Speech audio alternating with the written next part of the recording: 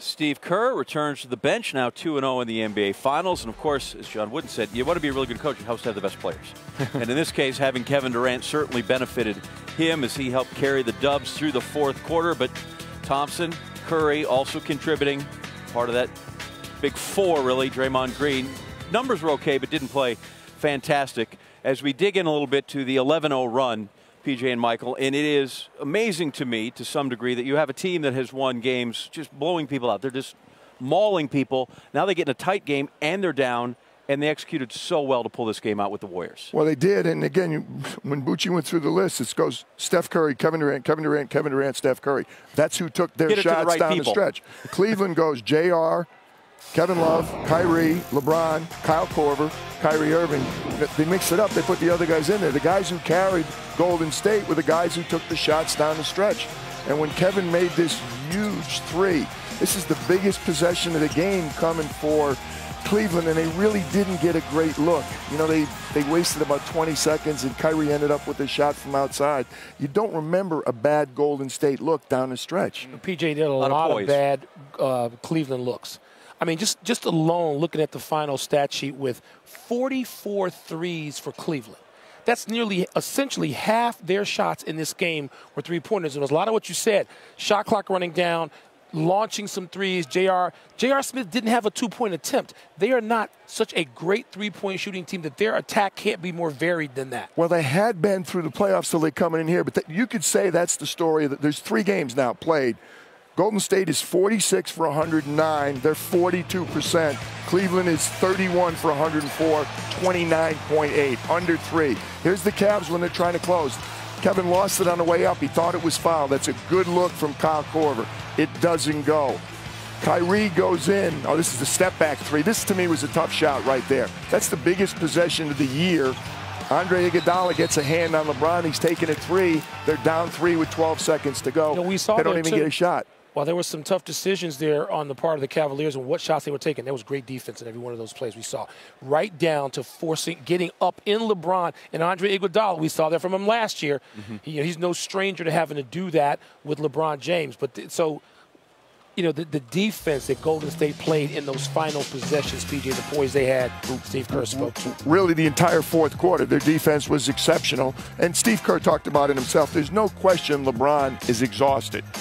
Second half, and particularly in the fourth quarter. I mean, it's really very difficult what they're trying to do. But if you look, LeBron's trying to involve other players. The shot that looked like it might have clinched the game for Cleveland, LeBron comes down the lane and everybody kind of gasped because they thought he was going to dunk it. Instead, he finds an open JR, and JR knocks the 3 down. So, again, LeBron tried to involve other people, but Golden State's defense didn't allow those guys to finish. And as you look at that, he had his 9 assists, but 24 of his passes. That means they didn't convert 15 of those, and 2 for 9 in the fourth quarter when they needed to execute, and they ended up with just 19 points. All right, you mentioned the J.R. Smith 3. Then he took another 3. LeBron got the got the offensive rebound, though. We saw the missed layup by Love, tough layup. Irving had a drive-in layup, he missed. James had a 12-foot fadeaway, he missed. Then they called timeout, Michael, and it ends up in Kyle Korver's hand. We mentioned Steph, KD, Steph, KD, Steph, KD. But here it is, a big shot, big moment, less than a minute to go, and it's Kyle Korver taking a corner 3. But I'm okay with that. They acquired Kyle Korver for a reason, and that's the reason.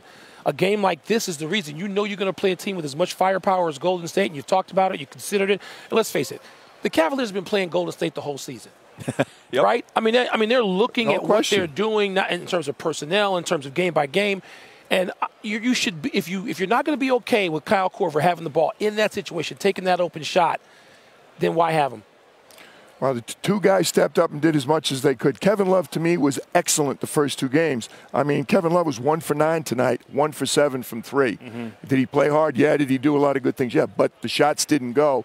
We said before the game, the big 3 all had to show up. You could certainly make a case 2 of them showed up big. Kevin Love had a very tough shooting night. They can't win without all 3 of those guys having not good games, excellent games. Right, the performance of Kyrie Irving kind of goes for naught as we wait to hear from Ty Lue to talk about his team. Kyrie Irving finished, again, in the paint. He's remarkable to watch because everyone seems like if we're playing horse, you're out. And he continues to do that, and he comes through with 38. And now we go, he was a huge difference maker from games 1 and 2. And yet it's still not enough. At one point, Kyrie was 15 for 18 inside the arc and 12 for 12 in the paint. 12 for 12. I mean, that's how just on it he was. You talk about, best finishers in the game. I don't know how anybody under the rim can be mentioned in the same breath as Kyrie Irving. But yet, 3 assists. You go back to some other things. I'm, watching the game with Paul Pierce and Chauncey and Jalen. All along, they kept saying there's a bit of rope-a-dope here. And we heard Steve Kerr refer to it. They are tiring themselves out. Kyrie, as great as he is finishing, and he's keeping them in the game on some level, there's no ball movement. You don't have others involved. And Kyrie and LeBron are not going to beat the Golden State Warriors tonight. Look at your assist totals. The percentage of assists that Golden State had versus 28, 29 assists and 40. And only 17 assists out of 40, the same number of baskets at home.